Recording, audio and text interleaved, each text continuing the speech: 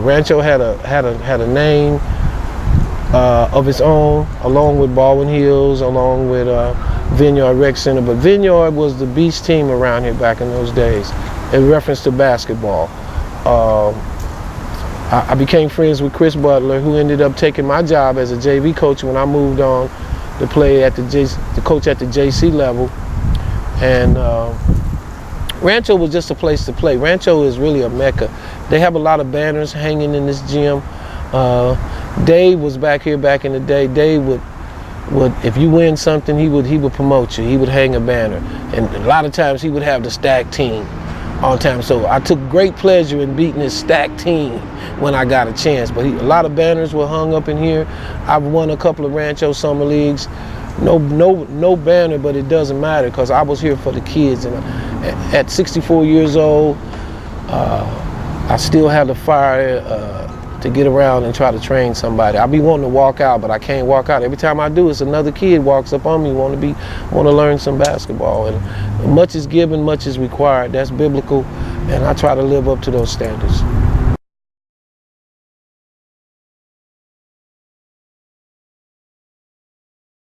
Harold was he was all about being fair. Back in the day, you got drafted here. You couldn't just bring your whole team in. You could bring 2 or 3 players, but you couldn't bring your whole team in. Finally, we got to where we could do that, but Harold in the beginning was like that, and we would have kids that would come in that were handicapped or in some kind of way, or mentally challenged in some kind of way, and he would always say, "Give them to Tiny. He'll teach them how to play the game." And I'm like, Harold, man, I want some of these diamonds. He would always give me these guys, but people would think, laughing what I got, he ain't gonna do nothing, and I would end up in the championship game. They didn't win it, but I was always in the championship game and competing with Vineyard. But Harold Freeman was for these kids in this community. He was an excellent baseball player. His family was known for that, playing baseball and football. Harold was a cornerback that would tear your head off when it was time to play some football. Very aggressive, little cat, but very aggressive. You couldn't bully him, and he didn't like bullies. He didn't like that, and he ran this center over here by himself. I say that because he ran everything. He would be here all day, all night, turning the lights on, turning them off. First one here, last one to leave. Good person. Without him, I don't even think I would have had the opportunity to coach here because he spoke up for me. I volunteered my time, and before you knew it, I ended up working here for over 12 years as a rec assistant because of Harold Freeman. And I know I'm speaking for a lot of other people too. Harold gave everybody a chance. He really did. He was Rancho.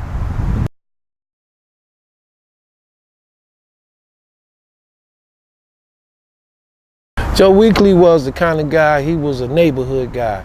I think every kid that went to Crenshaw High School, if they had came from a different neighborhood or something like that, Joe had the power to be the mediator and call signals off, if you know what I mean, just because that kid ain't from that area or from that particular color that's being worn. Unfortunately, that was a big issue during those times, but anybody could go to Crenshaw. Joe Weakley he was the guy. Joe got me to China also. Joe Weakley knew I could coach. One day I had a banquet at Crenshaw High School when I was the JV coach there in their multi-purpose room. And they said I could use it, not knowing that 250 people were going to show up. 200 people showed up, and Joe Weakley looked at me and said, "Boy, you got a village following you." And he also told me, "They're going to get you. You over here at Crenshaw, they're gonna get you." And I got suspended for 2 years for some guys I didn't even know. They said they played for the great K&E Bulls. But other than that, it was a great experience. Joe Weakley was my man. I got paid a lot of money to coach in China because of him. An experience I'll probably never experience again, but I'm glad he gave me a chance. He believed in me.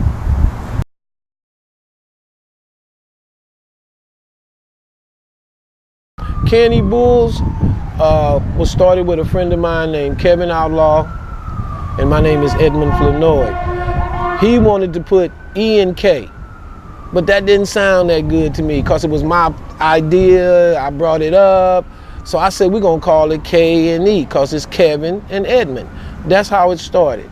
We had several Kevins in our program, and they would always say that they were the Kevin part of K&E. But the real truth is it was Kevin Outlaw and Edmond Flournoy. But to get our 501c3 status, pro bono, we had a person come in and do that for us. We changed it to kids and education. And we lived up to that. If you had bad grades, you couldn't play for us. I wouldn't talk to the parents to let you play. We'll put you on probation and give you some help. If you was trying, then we would try. But if you wouldn't try, you couldn't play for me with bad grades. I actually gave assessment tests back in those days. I knew what my kids could do before they got to high school. And I used to tell the head coaches, if you don't get a high school diploma, I'm gonna blame you. I'm gonna give them the paper, let them read it. They knew without going to get an assessment test what this kid needed to work on. So it worked for me. I tried to be as professional as I possibly could with that program. We went all over the world. We went to the Nationals, Kingsport, Tennessee, 15 players on a Greyhound bus. I don't know how many people know what the Greyhound bus is about.